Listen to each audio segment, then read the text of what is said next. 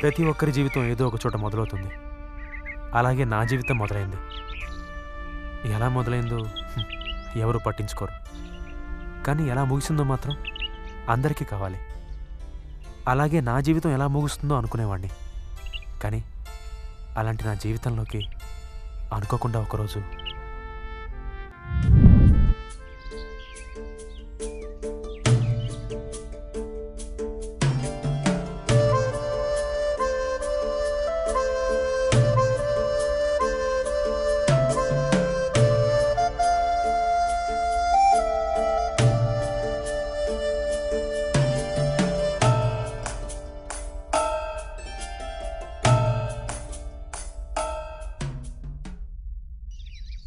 ఇందు, నీతో ఒకసారి మాట్లాడాలి.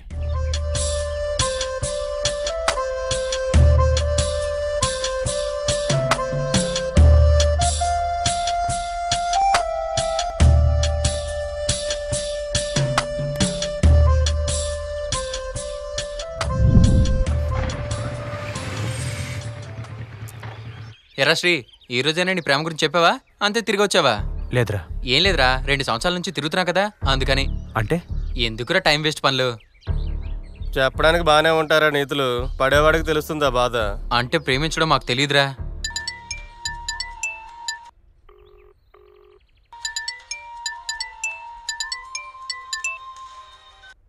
మధు, ఏం చేస్తున్నావు? ఏం లేదురా, నీ గురించి ఆలోచిస్తూ ఏం చేస్తున్నావా అని ఫోన్ చేశాను. నువ్వేం చేస్తున్నావు? ఫ్రెండ్స్తో బయటకు వచ్చాను. అవును, నేను కలుద్దాం అన్నావు కదా, ఎక్కడికి వెళ్ళావు?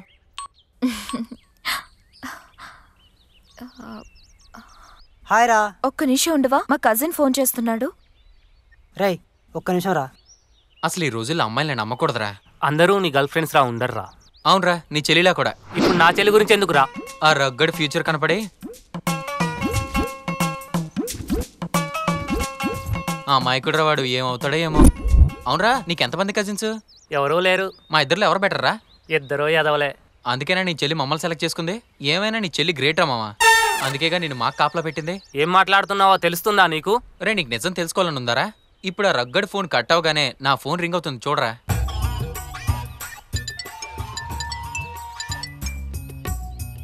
నువ్వేమో ఫోన్తో, మీ చెల్లేమో మనుషులతో. ఆడుకోద్దురా బాబు. నేనైతే ఓకే, ఆ రగ్గడే పాపం. ఈరోజు నా ప్రేమ విషయం అటో ఇటో తెలుస్తానరా. ఆ అమ్మాయి దగ్గరికి వెళ్ళి ఐ లవ్ యూ చెప్పు, ఒప్పుకుంటే ఓకే. లేదా ఈ బ్యాట్ తీసుకెళ్ళి అమ్మాయి నెత్తి మీద కొట్టు, చచ్చి ఊరుకుంటుంది. ఇంకొకడన్నా హ్యాపీగా ఉంటాడు.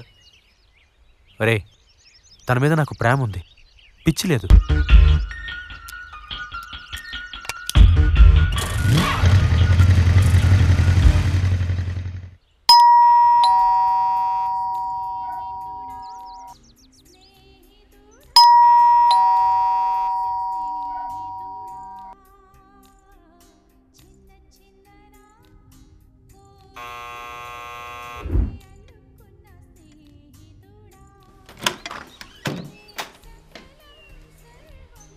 లోపలికి రా. ఎందు, నీతో మాట్లాడదామంటే అలా వచ్చేసావేంటి? రోడ్డు మీద మాటలేంటి? ఏదైనా మాట్లాడాలంటే ఇంటికి వచ్చి మాట్లాడొచ్చు కదా. నేను ఇక్కడ మాట్లాడలేను. అంత మాట్లాడలేని మాటలే ఉన్నాయి మన మధ్య. నేను నిన్ను పెళ్లి చేసుకోవాలనుకుంటున్నాను. మా నాన్న ఒప్పుకోడు. నువ్వు ఒప్పుకుంటే చాలు. నేను ఒప్పుకుంటే సరిపోతుందా? ఎన్ని రోజులు కానీ పెంచిన వాళ్ళని గాలికి వదిలేద్దామా? అదంతా నాకు తెలియదు. చూడు శ్రీ, ఈ వయసులో ఇదంతా బానే ఉంటుంది. మనకి మన అమ్మ నాన్న వయసు వస్తే గానీ అప్పుడు మనం చేసిన తప్పేంటో తెలియదు. అప్పుడు మనం బాధపడ్డ ప్రయోజనం అనేదే ఉండదు. సరే, నేనంటే నీకు ఇష్టం ఉందా లేదా? ఇష్టమే, కానీ పెద్దవాళ్ళని కాదని నిన్ను పెళ్లి చేసుకోను. నువ్వు ముందు లైఫ్లో సెటిల్ అవ్వు, తర్వాత వచ్చి మా నాన్నని అడుగు. ఎందుకు ఒప్పుకోడు చూద్దాం. ఒకవేళ ఒప్పుకోకపోతే? ఏ తల్లిదండ్రులైనా తమ పిల్లల సంతోషానికి అడ్డుపడరు. మా నాన్నని నేను ఒప్పిస్తాను, మనం పెళ్లి చేసుకుందాం.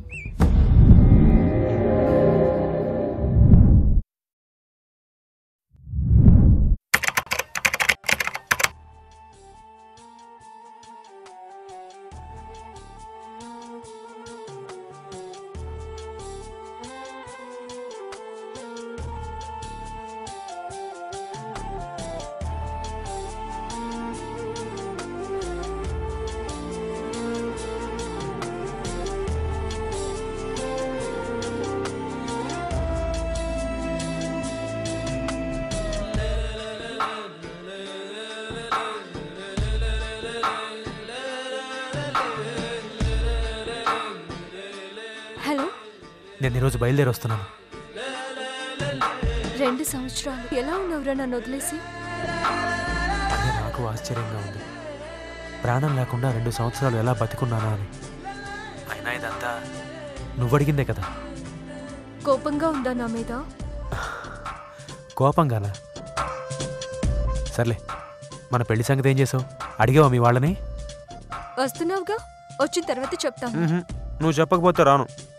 రావద్దు. అబ్బా, విషయం చెప్పు ప్లీజ్. మా ఇంట్లో మీ ఇంట్లో ఒప్పుకున్నారు. హ్యాపీనా? ఫుల్ హ్యాపీరా.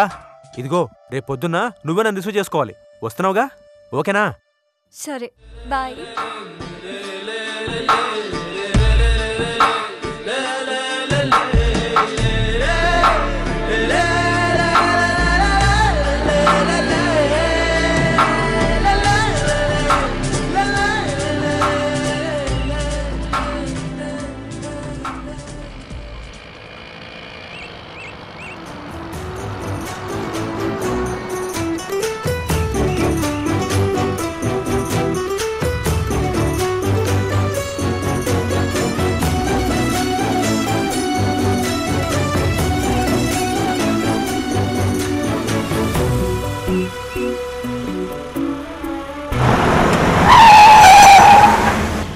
సార్, మీరు చెప్పిన స్పాట్ వచ్చింది.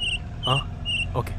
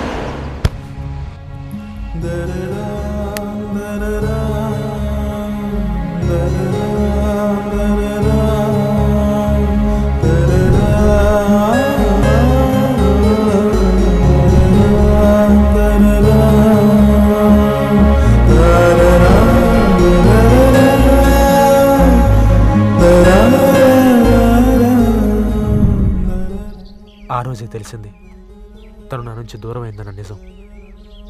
తను లేని జీవితం అనవసరం అనిపించింది. కానీ తను చెప్పిన మాట ఇప్పటికీ గుర్తుంది. జీవితంలో ప్రేమ ఉండాలి కానీ జీవితమే ప్రేమ అవ్వకూడదు. మన జీవితం ఇంకో నలుగురు జీవితాల్లో వెలుగు నింపేదే ఉండాలి.